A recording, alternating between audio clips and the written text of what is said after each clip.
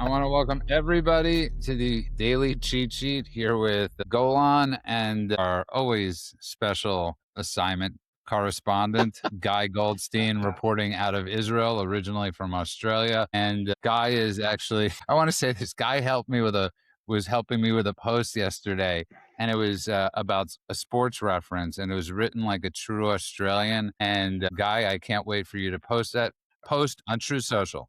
I posted it before the show, and in fairness, we don't have special teams in rugby. We just keep running for 90 minutes and all keel over. Those are our Yeah. two choices.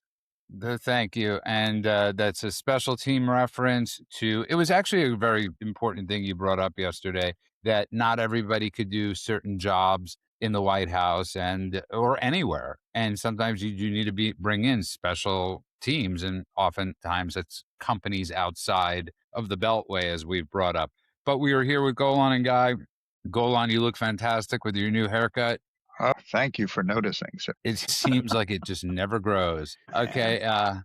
I got to say something though, Golan. I want to say something because I was on Truth this morning, and as we're having these serious discussions, people were talking about movies with me. And it was actually sort of really comforting and nice to have this. As Guys brought up, you get much better conversations on Truth than you do on X. And you were talking about, like, somebody was asking me what are my 3 favorite movies, which is always the worst question to ask because nobody could ever say your 3 favorite movies. And then they were asking me about my favorite Entebbe movie.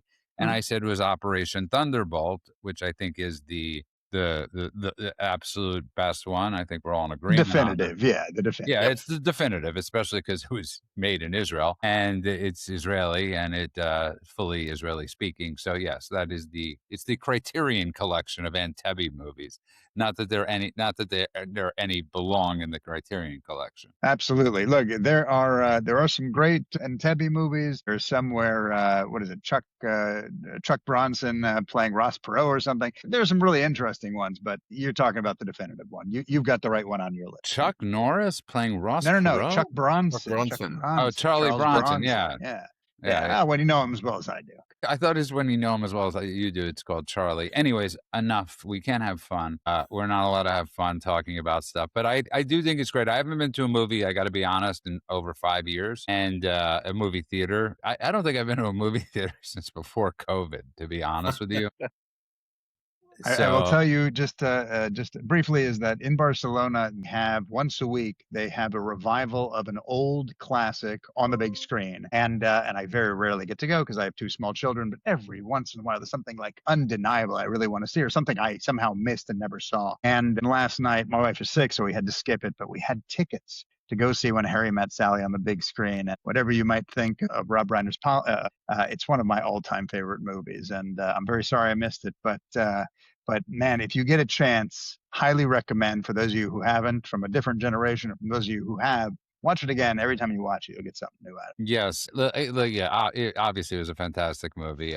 But again, I haven't been to the movie theater in over 5 years. I'm sure popcorn prices have gone up, soda prices have gone up, but I'm going to see Melania. And I think it's extremely important that conservatives get out there and go see this movie and show your support. I think big reason I bring this up is because they haven't seen it, yet they're being critical of it for other reasons, but they're also being critical of the fact that they don't have high hopes that a lot of conservatives are going to go out and see this. So I encourage conservatives to treat this like a Christian movie that we often support and go see this. I think Melania Trump really deserves our support. She's a generational first lady, and she's done amazing work. So that's my pitch. Go on. Yeah, I think it's a solid pitch, and I'll even go one step further. And maybe this will be something that sounds cynical, but I'm going to say it anyway, which is maybe we should treat it like one of those Christian movies and buy tickets to it for ourselves and a bunch of other people, even if we're not going to go see it. Yeah, exactly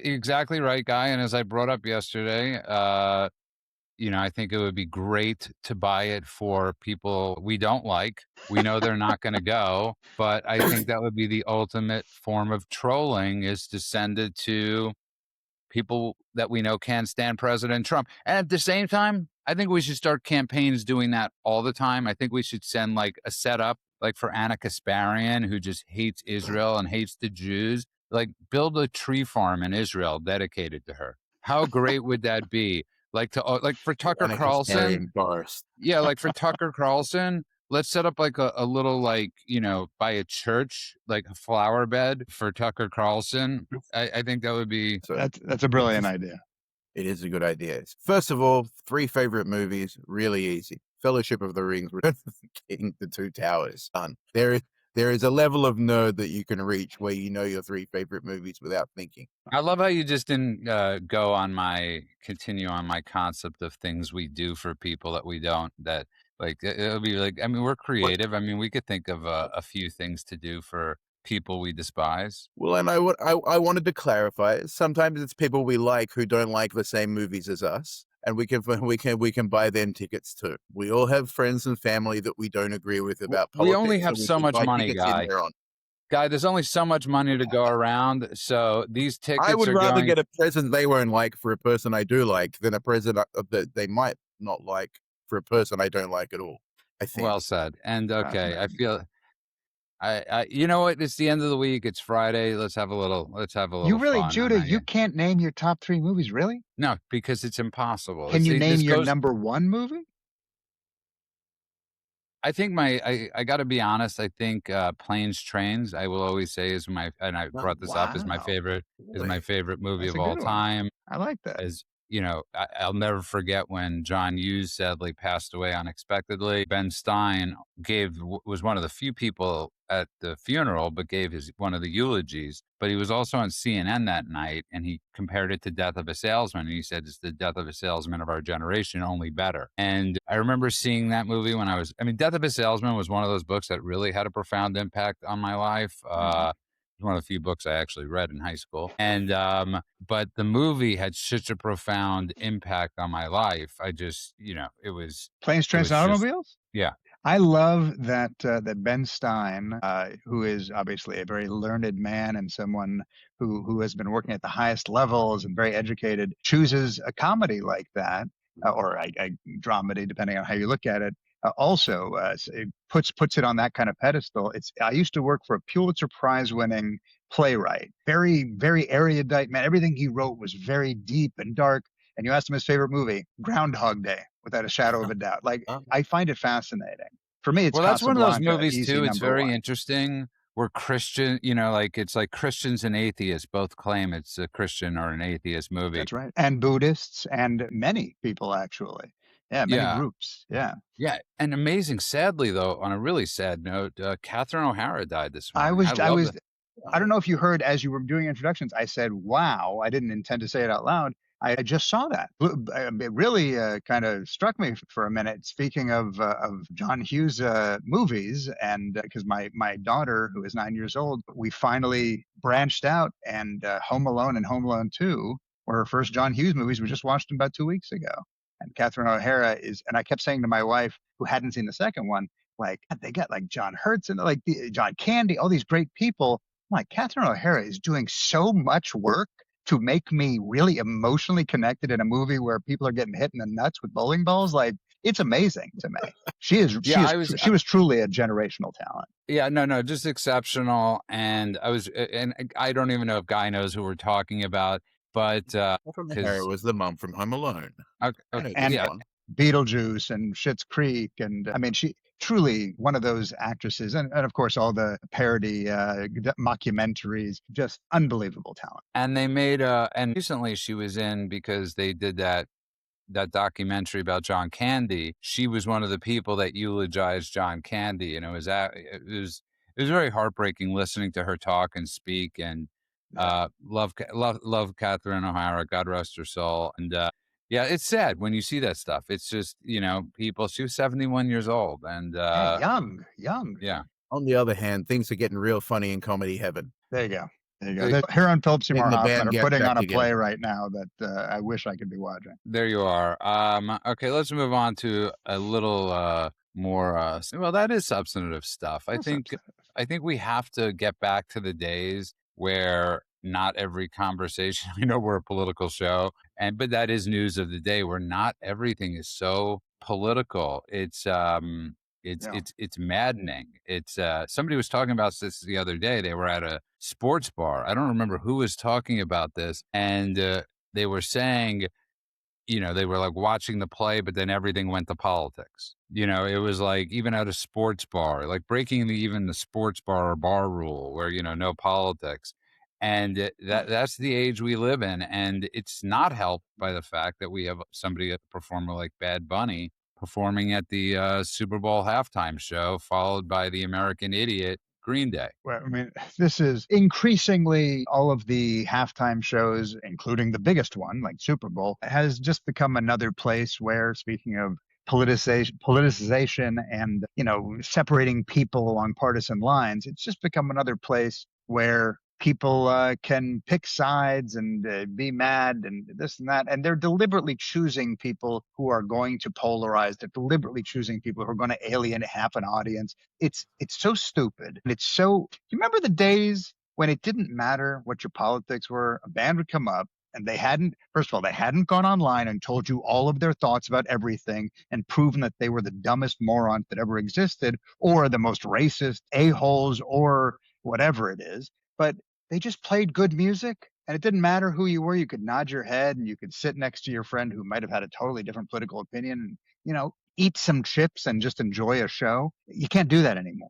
And increasingly, like we talked about yesterday with the movies, it's making me not even want to watch the events at all. I'll be honest with you, and Guy, I'll go to you on this. Like, if you would have told me this, 15 years ago, I wouldn't have thought. And that was even in the days when Facebook and MySpace, obviously went from MySpace to Facebook, and I couldn't stand reading people's Obama's posts. Everything was Obama. But at the end of the day, I just, I wasn't going to like abandon, ship of, but I never thought we'd get this tribalistic. And it's something you talk about often with sectarian violence that we're witnessing. And that's what the left has really come, because this isn't coming from the right.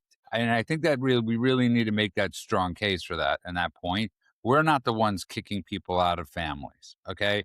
They love to portray us as we're the ones that, are kicking people out of the country and this and that. We're the ones never saying don't talk to your family members over political views. We're never the ones that are saying don't come to our concerts, don't come to our movies, don't listen to our shows. It's like you look at the evangelical Christian community, these people would invite most people, if not everybody, into their homes for a meal. So it's not us that's doing this, Guy. It's them. And I think it's extremely important in this type of, when you're having a conversation, to look at who the villain is. And the villain is the left. And I think it's important to say, this is Andrew Breitbart famously said that politics is downstream of culture.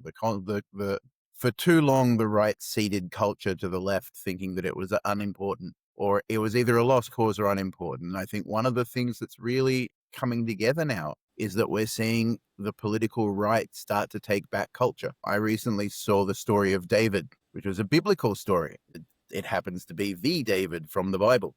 It was the style of the old Disney films. It was a film that I could watch with my son and enjoy and not worry about whether or not they were going to try to push an agenda or whether or not there was all of a sudden just going to be, it was just going to be unbelievably violent, as Teenage Mutant Ninja Turtles were when I tried to see those with him.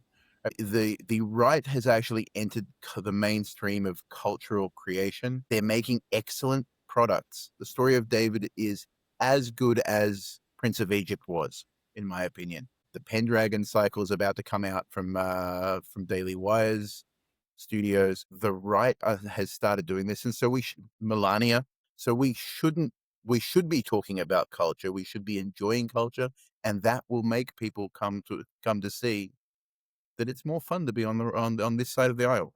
Golan, he actually raises a great point. And you're because I don't, Guy, I'm not into new stuff as you are, and you have a child and you want them to experience this stuff.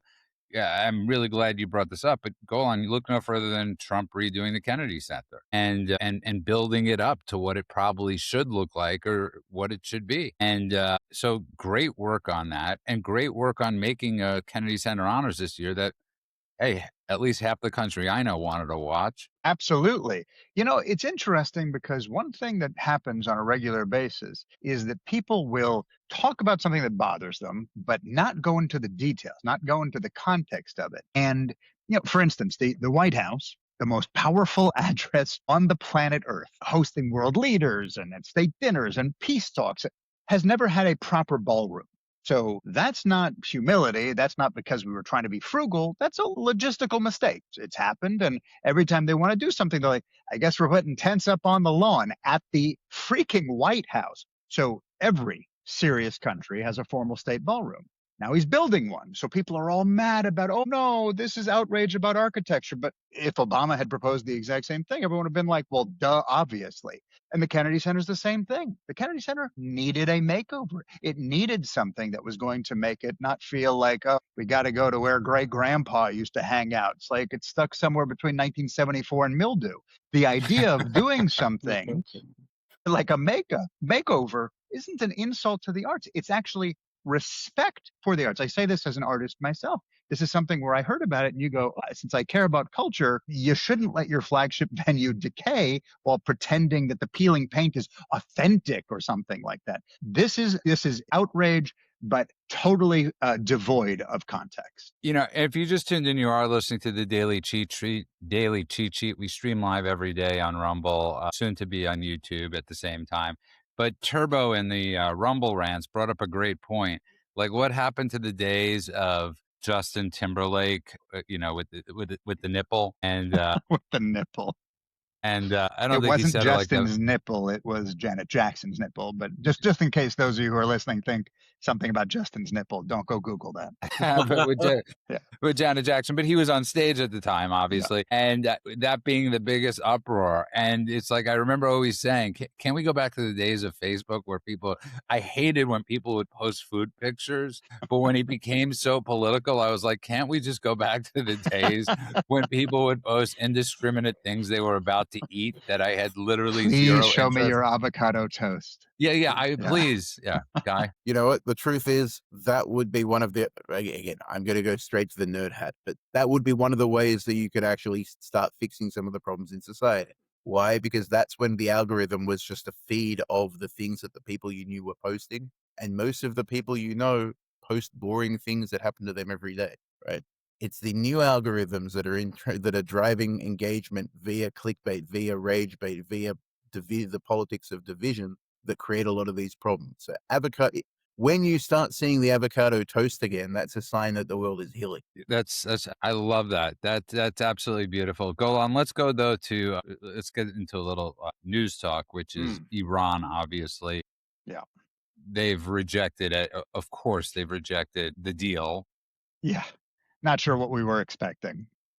Yeah, I'm shocked that the Ayatollah and his Baghdad Bobs decided to say no to full disarmament, and Trump has given them a timeline. I'm not exactly sure what the timeline is, but he had quite a funny response about the ships being over there. He's like, well, they have to float somewhere, and why not over there? But this is an extremely complicated mission, Golan, and as time has gone on, especially after we bombed them 6 months ago, we know that they've restocked a lot of weaponry because of China. We know. So it was in 6 months, a lot has changed, and there are a lot of big decisions to be made. And I support President Trump with all action he might or that he will probably take. Yeah, look, I'll tell you why I find blah, blah, blah, the talks. To me, that's kind of not a waste of time, but I don't take it seriously. I'm like, all right, let's get serious. You moved the ships in a position. It's a record number of aircrafts, and I don't think we're all just out for a joyride, and we can kind of cut the BS. Iran isn't trying to seriously talk to anybody. It's trying to survive. It's trying to buy time. What did the foreign minister say? We're ready for dialogue, I think was his quote.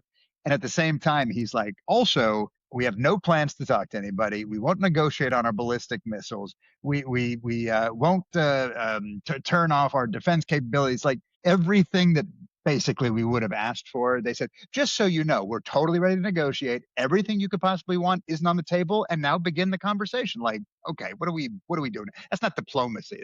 That's just nonsense. So was the conversation, Guy. Sorry to interrupt, but that was the conversation they had with Witkoff. And Witkoff said, well, let me think about that for a while. Right. Let me yeah. It's a very interesting proposal you have over there. Can you imagine? I could really seriously imagine Witkoff in his Miami Vice clothing or his Barry Manilow clothing, like in Iran, the foreign minister saying to Witkoff, we're not willing to give up any of this stuff, and we're still going to murder people on the streets. Yeah. We're going to, just But full we'll on do it slaughter. quietly. Sorry? But we'll do it quietly. No, they're not. No, that's not even part of the proposal with It's Witkoff. not quietly. You know what actually was said? I don't have the quotes here, but I can tell you what was actually said in the meeting with Witkoff. They said, we will not negotiate on nuclear enrichment. We will not negotiate on ballistic missiles, and we will not talk about proxy terror networks. Now begin. That is legitimately how they began the conversation of the negotiation with Witkoff. If we put our serious hat on for a moment, though, it's also worth noting that there is, once the escalation starts, everybody realizes that something's coming. Mm-hmm. There is a benefit to both sides have a benefit to stalling for time, right? There's a benefit to the US in being able to bring in more resources, more equipment, more people, and to transfer more knowledge from the Israelis who are at present are the most experienced experts at using the latest American equipment, right? There's a knowledge transfer process that will very quickly mean that the American pilots are going to get all of the latest information about how to act. Every extra day buys more time for the US to build up its forces. And it's true. Iran is stalling for time, thinking that China and Russia are going to resupply it. That's absolutely right. The rate of growth of the power of the American armada is exponentially higher than the rate of growth of the defensive capabilities of Iran. Iran is stalling for time while getting weaker. And at the same time, the protests have gone to ground. There aren't people being killed in the streets, which removes the urgency that had been the pressure. And so the time is not working against the US right now. No. I wasn't suggesting that, by the way, because I want to make clear. I don't think, actually, real quick aside, you know how every once in a while you hear a word and you suddenly realize the root, and you're an adult man, and suddenly you're like, oh my God, my whole life I never realized that. You just said the most experienced experts, and I was like, experience and expert come from the same root. That's never. I just don't know that was like my Zionism and designed. Well, I don't think that's true at all. But you did make me pause for a moment there. I could see that. Like, I could honestly see that coming out one day as a trope. Do you know where design came from? Zionism. Don't worry. Any minute now, the next actress that drops out of a movie because she's not Mexican enough, they're going to start saying some stuff like that. But anyway, what I wasn't suggesting was that Donald Trump was also sitting there, hopefully, holding his crossed fingers. If he's doing anything, he's feigning that as he moves the largest American carrier strike group into the region and is basically saying, okay, we're not going to tolerate nuclear armed Tehran. We're not going to tolerate you killing your own people in the streets. We're not going to tolerate you sponsoring terror and destabilizing the world and the Middle East and everything else. So he's saying the right things. And if he is doing anything at all, he's just giving everyone time on our side to get the radar detection systems in place in all the places that Iran can attack, and the ships in place for us to be able to attack, while he's like, no, that's a great idea. So no nuclear and no proxy and no ballistic missiles. Sounds good. Hang on a second. We'll come back with our counteroffer in just a little while. So before you go on, because both of you will, I think people need to understand the geography of that specific location, because when we talk about the Middle East, right, we spoke about this the other day, it's really big. The Middle East is pretty massive. So to put it in perspective, Israel is quite far from Iran. So the idea of having Israeli troops on the ground isn't like this extremely easy mission. And I'll say the same for the United States. Yes, obviously you could fly helicopters in after you do the explosions. And if, because this is one of the plans supposedly was to put, sort of Venezuela style, where they get, those types of troops on the ground. Even that is so much more difficult than Venezuela. It's really not the same thing. And I really hope we don't if it means getting rid of the Ayatollah, I could understand it, but it's an extremely dangerous situation. So if you guys could just explain where it stands, Iran. Night Stalkers, by the way, the coolest name for a unit since Delta Force. So basically, the Middle East is the chunk of land that connects Asia, Europe, and Africa. That's why it matters, right? It was the center of all land-based trade for thousands of years, and it's still the center of a lot of the oil trade for the world.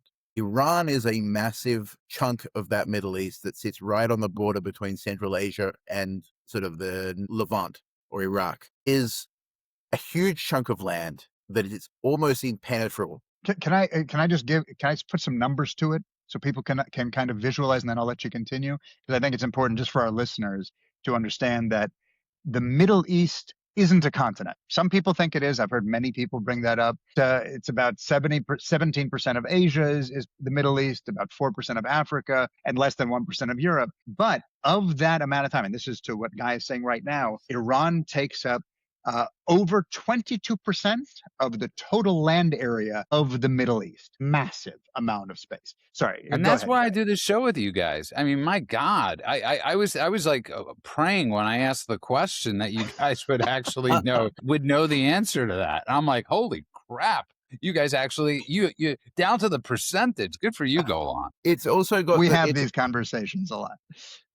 it's also incredibly hard to invade Iran. Right, it's got the Zagros Mountains on. It's got the Straits of Hormuz, and it's got incredibly defensible territories, which means that it has a lot of control over land and sea trade between continents. Particularly, the most important part from America's perspective is that it can control the sea route between the Arab Gulf and the rest of the world. Right, it can shut down 50% of the world's oil trade just like that. In addition to that, Iran has a network of proxies that stretches all the way to the Mediterranean, which means that it's able to essentially control land traffic from Africa and Europe towards Asia through its proxies. It does, if nothing else, it's a massive tax on trade. It is a massive tax on the cost of goods being transferred around the world. It is a massive tax on the price of oil. So geographically, it's a pain in the ass to have to invade Iran, which is why regime change is the best case scenario, right? And from a geopolitical perspective, it is a very valuable asset, huge amounts of natural resources, a lot of human capital, 90 million people in Iran, 92 if you've checked Google lately, just so that no one sort of Tucker Carlson's us. I wish we'd been in that chair somehow, Guy, when he asked that question. That clip would have gone very differently.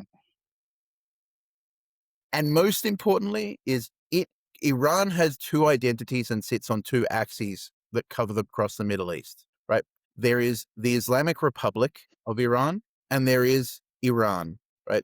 Iran is the heir to the 2,500-year history of the Persian Empire. It is a country that's rooted in a Western idea of human rights. It is a country that is a natural ally to America in the West. The Islamic Republic is part of an axis with Russia, China, and all of the bad guys. And only one of those axes can have a trade route through Iran. Listen, well done, both of you. I'm extremely glad I brought this up because I think it's extremely important to talk about. But I also want people to realize that this isn't Venezuela. That one of the most failed operations we've had was when the Delta Force went and crash landed sadly in Iran, and we lost a lot of we lost a lot of troops. I believe it was the Delta Force, if I'm not mistaken, when they tried to rescue the hostages at the embassy.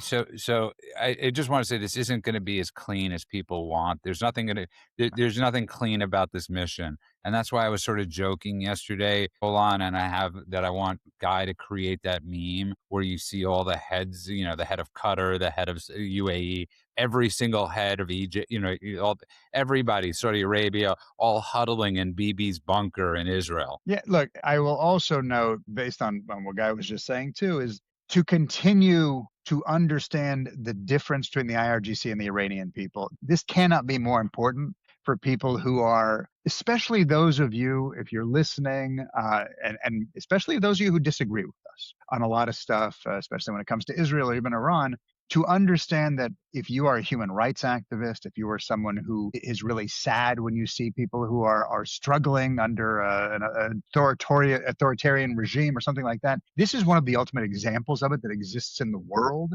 The Iranian people are literally hostages to the IRGC, to the regime. They're not aligned with it. They are far more politically diverse and religiously diverse and ethnically diverse.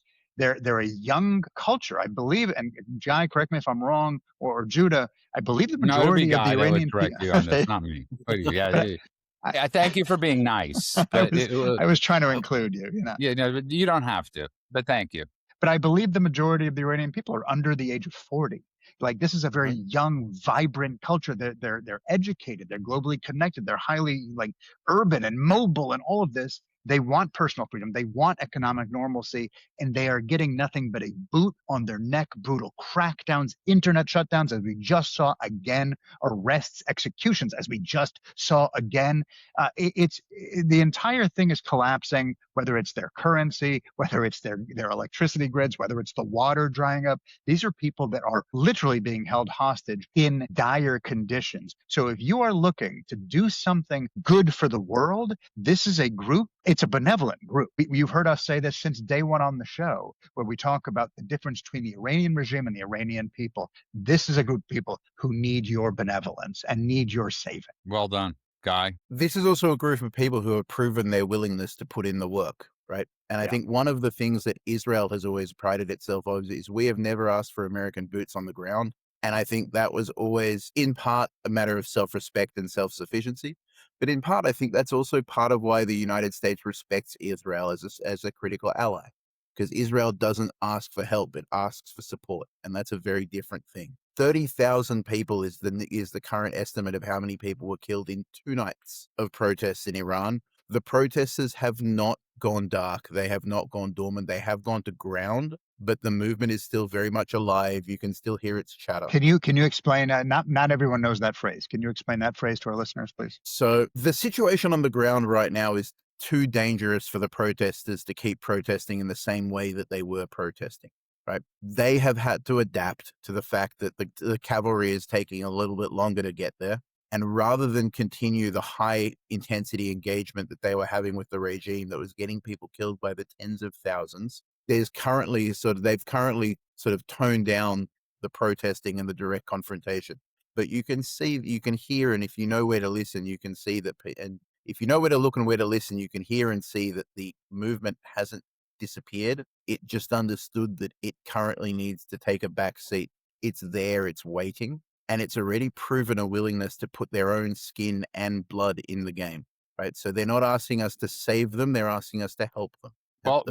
Listen, I think that's absolutely brilliant, and I got to be honest, I can't wait for this to unfold, and part of it is because I can't wait to see the Israeli ingenuity of what they have in store for the resistance. Obviously, people are hiding right now, waiting for America and other, and Israel to come and. But I'm talking about on the ground. We know Israel built a drone factory in Iran. I'm sure that's not the only trick they had up their sleeves to help the resistance go on. I mean, I could be mistaken, but I would venture to say they're just waiting. Yeah, that's part of it. And part of it is, if you have leaders and organizers that are going to be targeted, and they are truly people who are inspiring and bringing people together and making other people feel like standing up, that they're going to be the first people the regime goes after. And it's a smart idea to pull them out of the public view. It's a smart idea to have them go underground. That's not surrender. That's strategic concealment. Think about it. You remember that movie Total Recall, the Schwarzenegger film? No. Who is in it? Come on, it's a small Austrian Nobody knows, actor. but It's a there were foreign 3 of film. something there should have been 2 of. Yeah, or there should have been 3 of. But remember Quato, the guy who was leading the charge, who was on Yeah, of Marshall course. Bell's stomach there? Yeah. He was deliberately obscured. Why? Because that way they couldn't catch him, right? So they wanted to make sure, just like in Terminator, another film with that obscure Austrian actor, they made sure that that John was not always visible, because they knew coming after him was going to be the first thing they were going to do. This is smart, and what it means is this way, if they're shutting down overt communications, if they're shifting to survival mode, it doesn't mean they've disappeared. Okay. It means they've stopped being visible, and there is a marked difference between the two. It is a smart tactic when you have the brutality of what's coming from the IRGC right now, especially if you believe, and we hope that it is happening, if you believe that allies and the cavalry are on them. Yeah, well said. And I want to move on a little bit to locally, because not locally as in Los Angeles, but locally as in America, because America first. It's Los Angeles and it's California and it's Gavin Newsom. Somebody was saying to me yesterday, I can't remember who it was.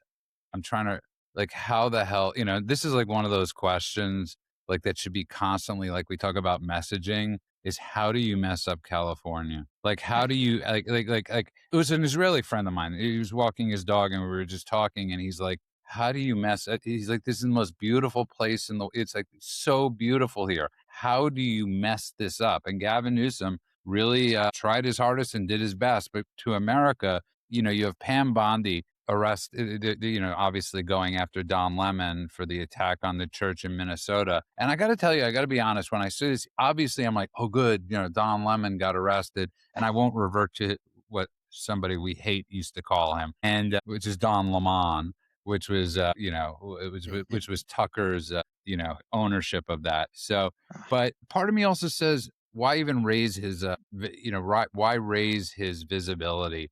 Like let him be in the dumpster. And so it's like I'm happy sort of, but at the same time, I really would rather it be George Soros. Like where are the bigger people, that should be getting arrested go on? We talked about the guy and I spoke about this yesterday. Where are the bigger people that need to be getting arrested? Yeah, look, these are those kind of, cool media stories we get to talk about. But you know what it reminds me of? It reminds me of when they arrested Mahmoud Khalil, if you remember that POS, this Palestinian Yeah, he got activist. deported Yeah, fully. he finally, yes. But at first, by the way, he got deported because it was the right thing to do. But when they first arrested him, they jumped the gun. They did it too quickly. They didn't prepare ahead of time. They didn't have their ducks in a row in terms of how they were going to argue the case or in terms of even exactly what they were going to charge him with. And what they did was they raised his profile all the way up to the point where the jihadi mayor of New York was like, I'm going to take him on the trail with me and show everybody that we're buddies because it's going to help me. They made him a martyr. And this is what this reminds me of. Fine, Don Lemon. I was watching our shorts actually on YouTube, and Mend had a whole thing where he's like, I don't know how you arrest him, or at least how you make the arrest stick, because he's a journalist who embedded himself within a thing, and then he knew what they were doing, and then he went and told the story, which we've seen 1,000 times. In this case, we don't like Don. We don't like what they did. He was a But in snarky this case, little. there's actually a little more evidence now that they've shown that it shows him Sure. actually calling for it and being like sort of the leader of the gang. Sure, not the leader, but someone who was definitely a cheerleader at the very least. But it still feels like this is one of those political stories where it's like, haha, we got Don Lemon and we didn't like him, so can we all acknowledge that we're doing our job now? Like, there's so many people you could have gone after until now. There's so many people you should have gone after until now.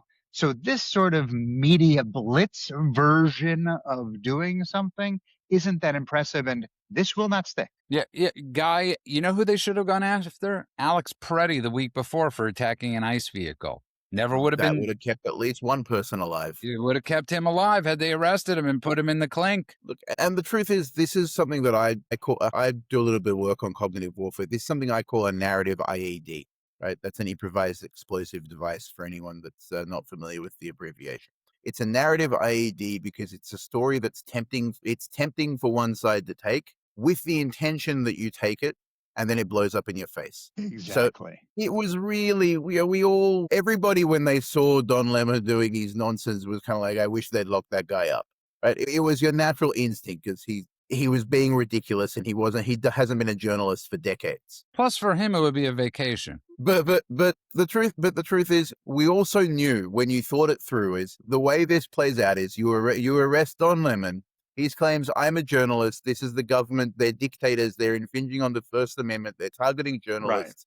Right. And now this is going to be in the headlines up to and including in the midterms. And he's not going to go to jail. He's not going to get a fine. Nothing's going to happen to him. Oh, no, nothing's going to happen to him. He is going to have brand rehabilitation like he couldn't have hoped to have his entire career. Thanks to Pam Bondi. Correct. And so he laid a trap and we walked right into it. Well, no, not we. Okay, let's this is like okay. Let's not go into the we department on this one because we would never have said to Pam Bondi in any form of messaging, put out a video and go and arrest True. Don Lemon. Also, somebody Turbos pointed out in the rants the same day that you drop more Epstein files, nobody would have said, Pam, this is a great idea, great optics, go and do this. It's to the point. I said this to somebody yesterday. I said, I might have said it on the show, or I said it, definitely said it to somebody. We've lost this PR battle in some ways. In many ways, we've lost this PR battle, and which we'll go into the next subject. We have to focus on the next PR battle. And I don't know what it is with Pam Bondi. She's always been very good as far as, but that's when she was a guest. That's when she was not the leader, but a guest. It's a lot easier being a guest on a show than it is I'm not pumping myself up than being the moderator. And it's way more difficult. And I like Pam Bondi. I still love that she defended Donald Trump in one of the impeachment hearings. That doesn't mean you get a free pass from us for life. So it's not none of us would have said, go and arrest Don Lemon. George Soros, Alex Soros, anybody that's running these organizations, the head of the Signal chat. Yeah. Arrest the people from the Signal chat. Arrest the people from the Signal chat with this Robinson guy that shot Charlie Kirk. That's what we want to see. We want to see those people arrested, or something with Butler of his connections and why the hell it was scrubbed so quickly, which nobody will ever be able to tell me that was legit, that a guy that attempted to assassinate President Trump, his whole life was scrubbed within 10 days. Yeah. So that's just my take on it. Well, right. I was using the royal we, but you're right. It was another one of Pam Bondi's decisions, and maybe she's a much better lawyer than she is marketer. Right? This is, again, specializations are not universal. It's also true that if you just started arresting every single person who harassed ICE doing their job in Minnesota and throwing them in a cell, at some point there would be de-escalation, because people would realize that there is law and order in Minnesota. Right. This is one of the things where arresting the high profile person who's going to get off works against you. Arresting the people who are causing the trouble on the ground sends a message, not of we're going to try to make a show of you, but we're not going to tolerate disorder and insurrection in our country. And so, yeah, but Pam Bondi. By the way, I didn't think you meant, by the way, just for the record, I know I wasn't like I was kidding around. I didn't think you meant the collective we, as somebody pointed out. But that's the bigger point, Guy. Is that it's, this is why there are so many independents in our country and it keeps on growing, is because nobody wants to be part of the collective we anymore because of certain bad decisions that have been made. And nobody wants to say, yeah, I agree with Pam Bondi on this one. It's not we, that's you. And I could tell you from my experience working with other governments that one of the things when you're working inside the government is every department is specialized in what it's supposed to do. No department has a specialized comms manager that sits there watching all the things the department is deciding and saying, how's this going to impact you? And in the modern era, we've reached a time where maybe that's going to be a necessity. Every government department needs to have a crisis PR person inside the department to make sure that the department isn't going to have it doing its job to the best of its ability. It's a must. Backfire on the rest of the government. What you're talking about, Guy, isn't a hypothetical. This is a must. Every single department. I don't care if you're the transport. Listen, Sean Duffy is amazing at what he's doing with the transportation secretary. He is doing amazing. The guy could talk. I mean, he's one of those people that will really never need a crisis manager. He's so good, and the crisis manager would probably be his wife. But for the most part, she's incredible too. But go on to move on a little bit, and you look at Tom Homan goes to Minnesota, and all of a sudden, it's like, when the man comes around, that great song by Johnny Cash. Great. That's what I think about when Tom Homan coming to Minnesota. It's like when the man came around, and hear the trumpets. It's like, listen, you want to scare the crap out of people in Minnesota? Put Tom Homan on the ground. Have Jacob Fry and Walls and whoever else is deal with Tom Homan. It got quiet awful quickly because the man came around. Go on. Yeah. And this is, a guy had pointed out, I think yesterday, the day before, he's talking about this is a guy who he has such authority and such power that when he walks into the room, you just feel safer without him being kind of an authoritarian jerk about it. And yeah, sending Homan into a place like this is not sending in just another bureaucrat. This is sending in someone who is a truly battle tested immigration strategist who doesn't screw around. I don't know another way to put it. Well, He, he's not gonna put the ice vest on. He's not gonna be taking photos. no, He's as he said, and we know he was throwing shade, specifically on Christine. I don't think there's any way around it. he was, and look, that's fine. I don't need kind of the circular firing squad. I didn't need the shade thrown, but I do think what you said a moment ago is really important. He walked into a political firefight that was on full blast, that was at volume 11, with local officials and activists and the national media not only watching every word but writing every word to make Trump and the administration look as bad as possible. And in 2 days, right? So it's just been 2 days. He already shifted the strategy from this kind of scattershot raids and bad optics to targeted enforcement, focused on real life public safety threats. And his practical leadership is just kind of is rising to the surface. And that's effectiveness. There's no other way to put it. Listen, I think it's 100%. And Guy, I think there's a certain seriousness and fear. There are certain people that he's like the he's like the Dirty Harry of this administration. He's like I mean, are you feeling lucky? And Of the like gun. when you're talking to him, that's what kind of presence he brings. Is he'll pull the trigger. And I don't mean literally, obviously. I'm saying he'll figuratively pull the trigger. So if you're negotiating with somebody, just like Trump, who at any moment could say, trigger pulled. You know he's serious. You know he doesn't mince words. You know that he's going to have a direct conversation. He's going to tell you exactly what's going to happen. And it's either going to happen the way that he's told you it's going to happen, or there's going to be trouble. And I think it should, again, the fact that it's calmed down, the fact that this isn't continuing to escalate, it's to it is incredible, because the way this was looking, and like even yesterday, it was still looking like people were still trying to get killed in the streets. And today we haven't heard anything from Minnesota. But can I throw something in that Homan did, which I thought was really interesting? It reminded me a little bit, and bear with me on the analogy, but it reminded me a little bit of the Abraham Accords, because the one thing it was always the entire narrative, the entire time in the Middle East was, okay, first we got to deal with the Palestinian problem, and then we can start to deal with the rest of the Middle East. And Trump was like, how about we go ahead and not deal with the Palestinian problem? Put that aside. Nobody cares. Now we'll deal with these people who would like to have freedom and a better economy and cooperation and tech and all this other stuff. And it was working. He went around them, right? Up until now, if you look at the local officials in Minnesota, Governor Tim Walz and the mayor, Jacob Frey, they were doing everything in their power to not cooperate, right? To actively oppose federal agents, federal enforcement, all of that.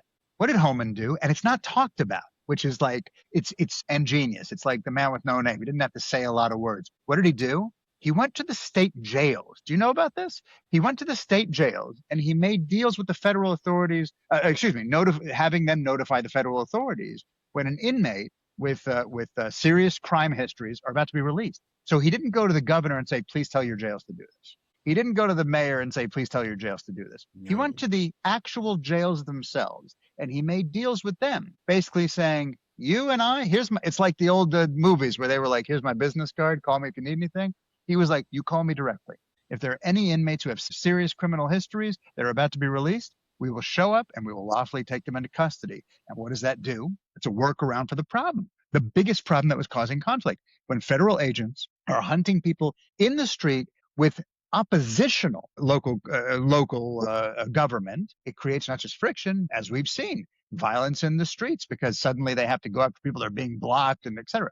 If the county jails simply tell ICE when someone with a serious crime is coming out, ICE can act efficiently without dramatic street raids. That is a fix that no one talked about, weirdly, until now. And sometimes it just takes someone who has that kind of experience and that kind of wherewithal to say, I have a better idea.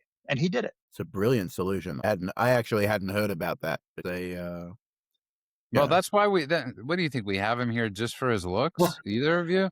We have him here for just that. And listen, it's the Epstein, obviously, another thing came out today. Just this total dump. And I don't know if some of you have seen this story. It's like a who's who and name names.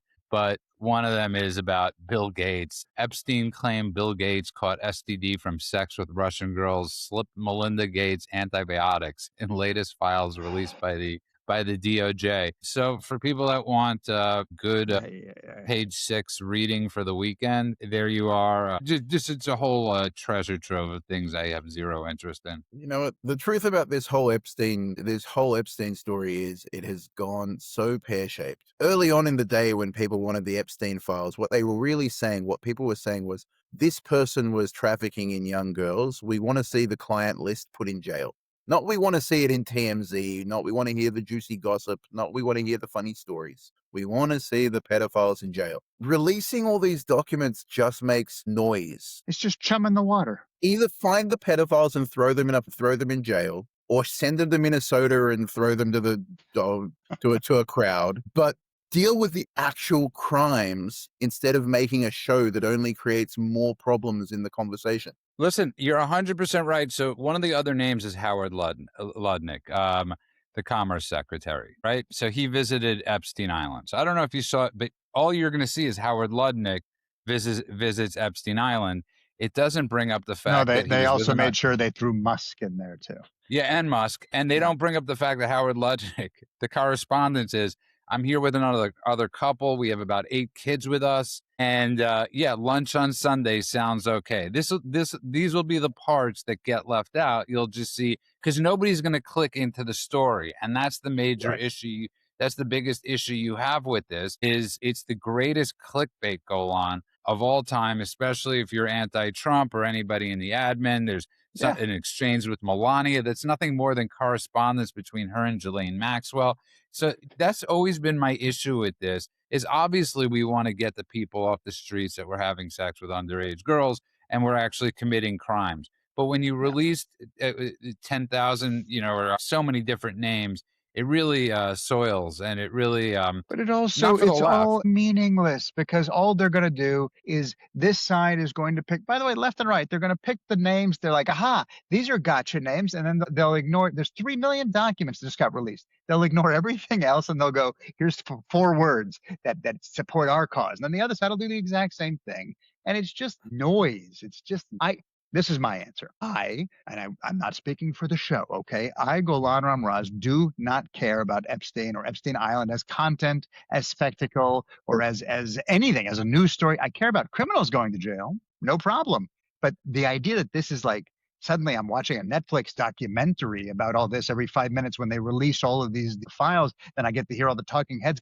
Did you notice Leo DiCaprio? Did you know? It's like everybody talked to Jeffrey Epstein. That was his whole purpose in life. So if you're just throwing names out without context, this guy wanted to go to lunch with a family. Well, okay, then you can just strip it of all meaning and then make everything seem like it's something. If someone committed crimes, to what Guy just said, if someone committed a crime, build the case, follow the evidence, indict them, try them, and put them behind bars. I don't need to hear about it. I don't need to hear about the obsession with public Yeah, no, but you're spectacle. 100%. It's just reality TV nonsense. I agree with you 100%. And this was a New York Post click, right? This was like, you're like, it says, I'll read you the exact New York Post clip. Okay.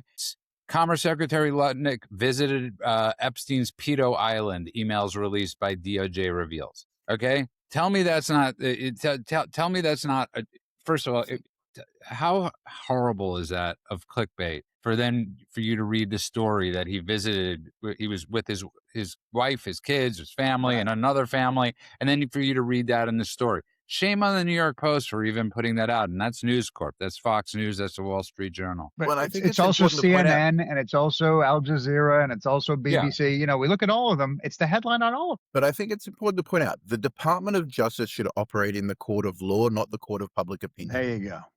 Yes. It really does come down to that. Yeah, 100%. And listen, I again go back to the blame of Pam Bondi and the stupid binders, handing them out to the influencers in the beginning. This whole thing has been, let's put blame where blame it should be. And that was one of the, I know a few of the influencers that were like just holding the binders for holding the binders of nothing. So yeah, I want to move on because I want to just talk about something much more fun that I think could help people before the weekend. Other than that, again, go see the Melania movie. But go on. Somebody brought up, I want to get back this a little bit. We have a few extra minutes to waste since none of us have lives. Um, I do have a news is story I'm gonna bring up if you don't at the end of the show, but keep going. Are you please bring it up now? Should I bring it up now? There is a headline, and again, we do our research. I was scouring all the things I just mentioned, the BBCs and the Fox and the Al Jazeera's and everything else. And there's a news story that is a headline on all of them, and some of them are framing it in the worst way imaginable. I have the Al Jazeera one. I can tell you what it says. Israel accepts. Yeah, Israel accepts. That's just. I speak Hebrew. This is what it sounds like. Israel accepts Gaza's 70,000 death toll, a record of denialism and lies. That's the headline on Al Jazeera. CNN had a similar headline, except not quite as vitriolic, but let me see if I can find it really quickly. Israel military reportedly acknowledges 70,000 killed in Gaza after previously casting doubt on health ministry's count.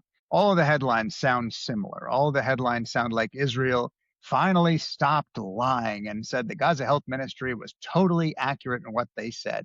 I want our listeners to know something that I have not seen reported anywhere. I saw this and I was like, something is off here. So I talked to actual friends of mine within the Israeli government and Israeli military, and I heard something that I honestly couldn't find elsewhere.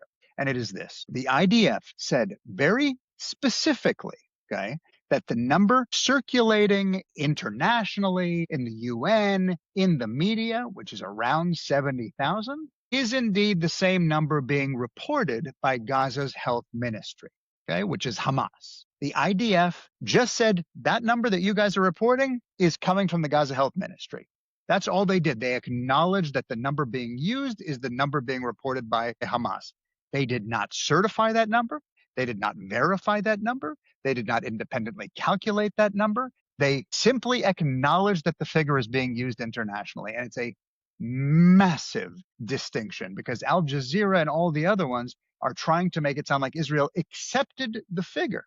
But they're not explaining, A, that it comes from Hamas, which you never see anywhere, but also they are creating a misleading impression that Israel validated the number, that Israel agrees with the way those deaths were categorized by Hamas, which they do not, and that Israel is backing Hamas's accounting, which they do not. None of that is true.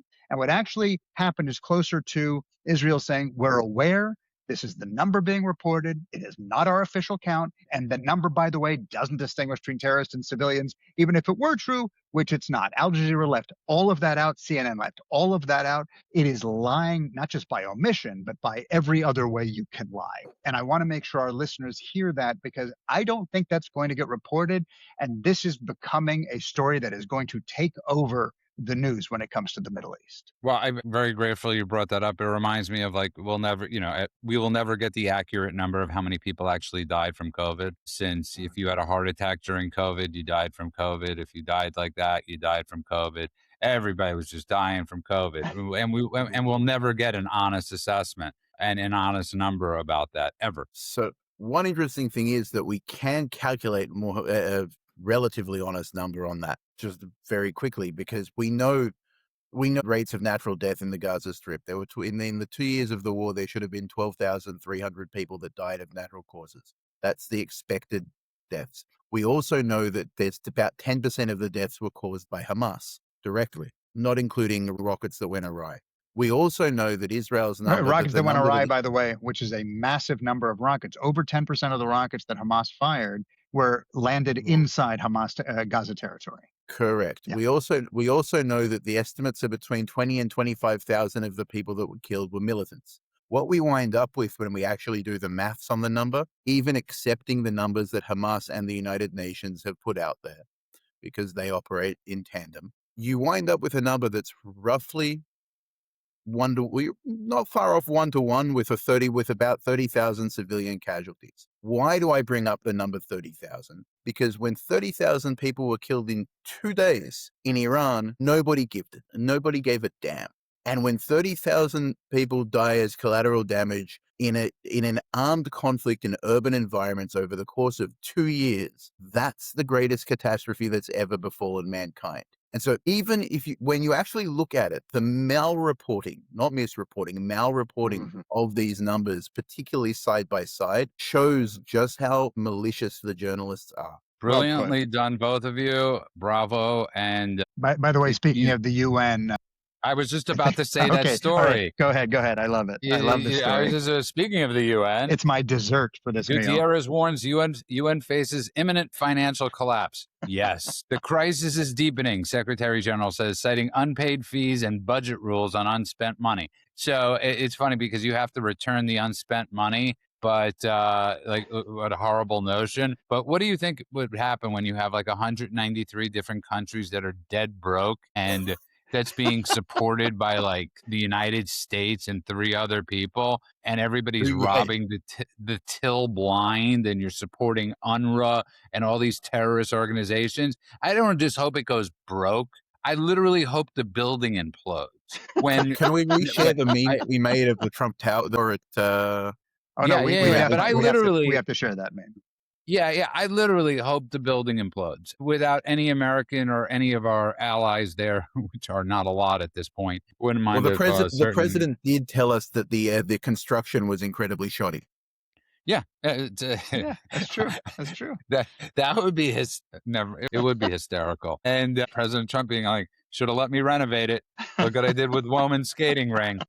Everybody else bid on that. And okay, the last thing, just on a more fun note, as we started off the show with, and it's interesting, like we started off on one note, it was good how we went, and I'm very happy with how we went. And somebody brought up The Princess Bride. So yeah, that's also Brian, one of my favorite movies of all time, easily. Yeah. And I quote it almost every day. I don't think there's a day that goes by that I don't say to somebody, as you wish. So, but asking your favorite movies is one of those, it's like really a hard thing because there's so many different genres. I can tell you though, my least favorite movie of all time is still House of Dynamite by Catherine Bigelow.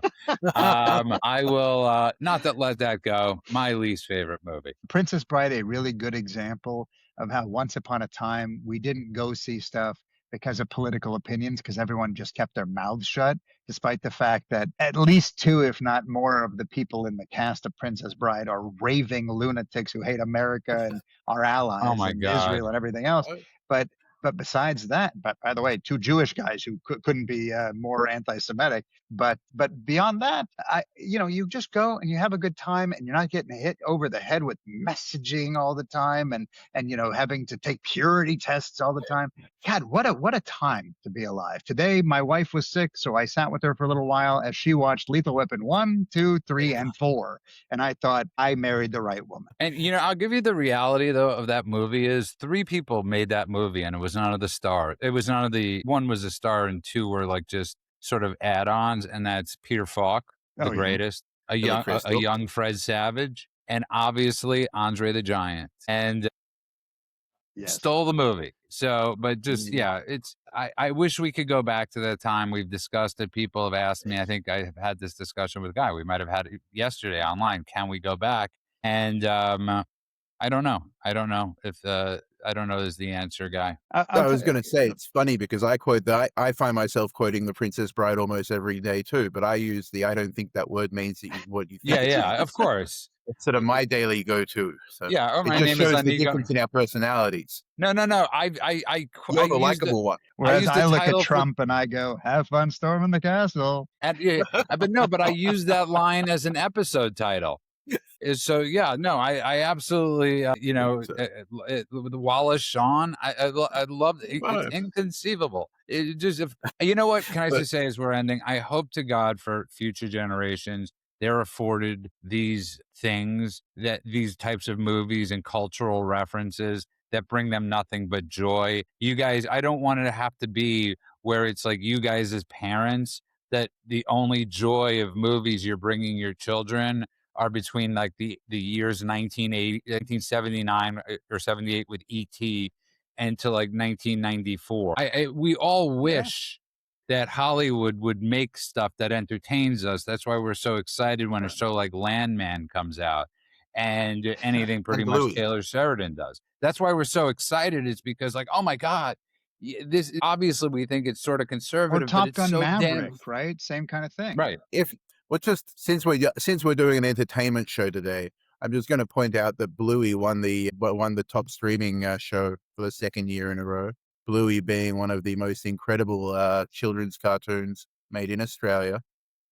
Couldn't agree Wonderful more. show. If anyone's got young children or if they have old children and they want to reminisce, highly recommend. Louis? Bluey. Oh, Bluey. That's Golan's favorite. Oh, that's That's he's right. Guy and he's I are kindred spirits yeah, on the yeah, Bluey front. you guys share, yeah, Bluey. Yeah, that's I don't even know if Sometimes the that's solution is outside Hollywood. I'm not sure, by the way, that's available on streaming over here. Did I forget about anything else? Go on. Any other No, news like stories? here, let me run through what I pulled up. Louis Mangione will not face the death penalty. I don't care. Iran's internet is coming back online. That's cool. That I don't care about. That I don't care about. That I don't care about. Trump nominates inflation hawk Kevin Warsh to replace Jerome Powell as Fed chair. It's a Out really of our lane. yeah, not out of our lane. And also, man, CNN, really, really fair and balanced headlines you got there. No, don't care, don't care, don't care. No, that's it. You're good. And by the way, for the record, you actually the Louis Mangione thing is something to care about. The fact that the death penalty is taken off the table and is because of Yeah. something with stalking, and so It that's is the actually. dumbest, loopholey nonsense rule that honestly I care so little about because it's so stupid that I don't even want to talk about it. And just as we're ending up, one of the ranters, De La Mello, said Bluey is her grandchildren's favorite show. So it's really interesting though, because I talked to David, all the from that helps with doing an amazing job. Follow us on YouTube. He puts out the best YouTube shorts there are with, and so does Golan with Oh his yeah. help. It's Oh a no, joint effort. you can give him all the credit on that. He is Yeah, killing it. David just kills it, and he was I was on the phone with him, and he was talking to one of his kids, or he was talking to me, and all you hear in the background, but it's constant, is the same movie, and I'm like, how do you do it? He's like, because at a certain point, you guys, I guess, get this when you have to show your kid the same thing the 100th time, it just becomes background sound. You don't even notice what's True. going on. You know what? Bluey is one of those shows that it's not you do notice it, you remember it, and you enjoy it because the episodes are actually they're pleasant. They teach kids great lessons. I still talk about jokes about Blue with my kid, with my friends, with grown-ups that also have kids. I It's a think great Guy might show. enjoy it more than his children. And on that note, I want to thank. That is how that show works, actually. To be honest, And that is how that show works. on that note, I want to thank you both. Should I have asked you what your favorite movie is, or was I being rude by not? Me? I'll just my top three, very easy: Casablanca, Rashomon, and Double Indemnity. See, That's a that's good the one. problem. You're right. I mean, like I'm not going to go with Casablanca, but I'll say Double Indemnity is one of my favorite movies of all time. I mean, It's so that's why it's amazing. an impossible. It has to be your favorite movies of all time. It's got to be like the Criterion list isn't like 3 movies. There's a reason it's not 3 movies. There's a reason it's 100 movies. So, But I will you tell you, know, I taught a class real quick. I taught a class in Dublin, in New York, many years ago, because I was doing a whole kind of master class on film noir. And my wife, it was early on in our relationship, and she's like, "Oh, what are you doing? You're watching this old movie?" I'm like, "Oh, it's an awesome movie." She's like, "Oh, black and white." I'm cool, and so I'm watching it. And then suddenly I notice she's been standing over my shoulder for the last half an hour, just watching over my shoulder. And then eventually she just settled in. And a woman who was definitely not ready to watch a black and white old movie was like, "This is the greatest thing I've ever seen in my life." Highly recommend for everyone listening. I'll tell you 2 movies, though. I'll tell you one that actually really, I want to say, in a sense, saved my life, and Mm. it's been a through line through my sobriety, was Shawshank Redemption. One of the most, because most people don't realize that scene on the roof. Remember when he was like, and they said, do you want a beer? And he's like, pretty much I gave up drinking. Why did he give up drinking? Was because what got him into trouble in the first place was because he was drunk that night. Yeah, the opening with You the know, breaking bottles. Yeah. yeah, and just the crawling through 300 yards of crap to walk out smelling like a clean, like a new man or a fresh man. That's I a haven't quote I seen it. use almost every day, by the way. Yeah, what's the exact quote? Just so I. Crawl through 300 miles of S to come out clean on the other side. Yeah, and I just think most people get stuck in the middle in life, And it takes a lot to get to the other side of that. So I always love that movie. And listen, even in sobriety, I've got stuck in the tunnel of crap. And I think all of us get stuck in the tunnel of crap. The thing is, when you're stuck in that tunnel of crap, don't go back to prison. Head towards the light on the other side of the tunnel. To paraphrase Winston Churchill, There famous you are. quote: if you're going through hell, keep going." Listen, and we're not anti Churchill historians over here. Yeah. So We on are that, pro-Churchill historians over and I here. don't think I could make it through Field of Dreams without tearing up or crying. I'll be honest with you. So No, if we you start know, listing the movies I cried during, we'll be here for the next 6 hours. no, because for me it's not many, but that Field of Dreams has that when he's having the catch with his, With his this dad. Kevin Costner's having the catch with his father, and his father said to him, is this heaven?" And he's like, no, it's It's Iowa. Iowa. And he's like, but that's not even what gets me like he's like, well, what's heaven like? And he's like, it's a place where all your dreams come true. And he starts looking around and he looks at the field he's built and his wife and his daughter playing on the swing. And he said, maybe this is heaven. And even now, I get chills thinking about it. Okay. On that note, Absolutely.